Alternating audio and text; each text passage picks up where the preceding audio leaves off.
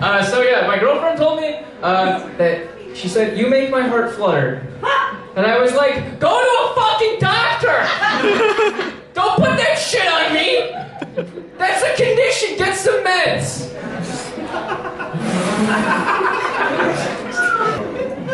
I just heard somebody say that was cute, and I'm gonna now talk about porn to fix that.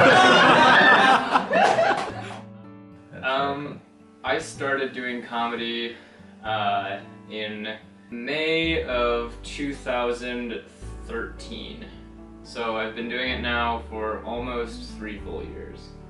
So I started because I loved watching stand-up, and I always liked telling jokes and being funny, and people always told me I was funny. I was kind of like a class clown, I guess, but I got good grades. I was a class clown with good grades. Didn't really make sense. I'd say being a student is, for me, my #1 priority. Being a grad student that's like my main thing, and I think that really grad school influences my comedy more than anything, because I'll like bring like books and readings and papers that I'm writing and stuff with me to shows, and like if I go out of town, I'll bring stuff with me to read. The first couple times I did stand up, I don't know if I wanted to keep doing it because it's really hard. Like, it's not that easy. Like, if you go, it's kind of addicting, because try to like have that thought to yourself, like, oh, if I said this differently, I could get them to laugh, and like, oh, if I do these in this order, maybe it'll work better. And it's just sort of like, if you like to tinker with things, and bombing on stage is kind of a lot like failing a test. You learn a lot more than if you just do amazing. So like, you learn from your mistakes in comedy.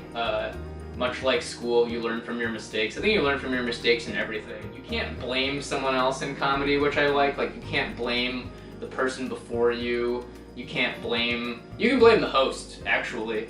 But like, you can't, like, most of the time it comes down to you. I like to like read the news, and I like to start with a serious topic. I like to build some tension and talk about a serious topic, and then I like to destroy the tension by making people realize I'm just fucking with them. I'm just joking. Other people think it's really cool when you tell them that you do comedy. Like, other students think it's really cool, and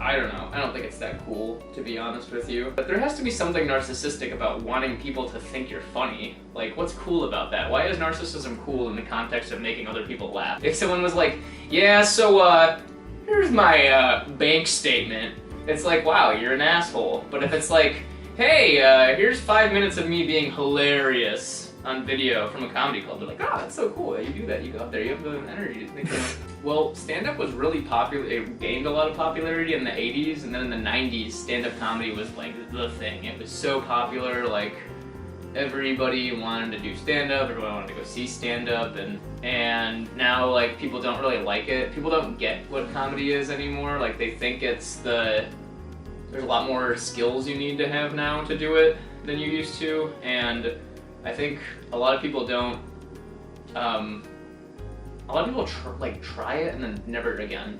But my short-term goal is to do more hosting of shows. I like doing a short set up top and then hosting the show. Please welcome to the stage my 2 buddies who are going to help us out tonight. CU Comedy's Nick Hyde and Steve Shaberg. I want to do hosting because if you have a good host, it takes a lot of pressure off the comedians, and they can focus on making people laugh instead of focusing on bringing the energy in the room up to get other people to laugh at future comedians. They say that if you can explain something in your own words, you really have a true understanding of it. But to me, I think that to really show a true understanding of something is if you can write a joke about it. So that's the philosophy I have on jokes.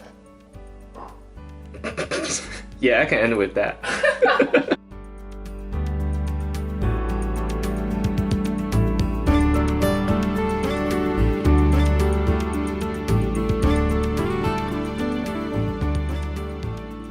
Have you ever seen toilet paper commercials?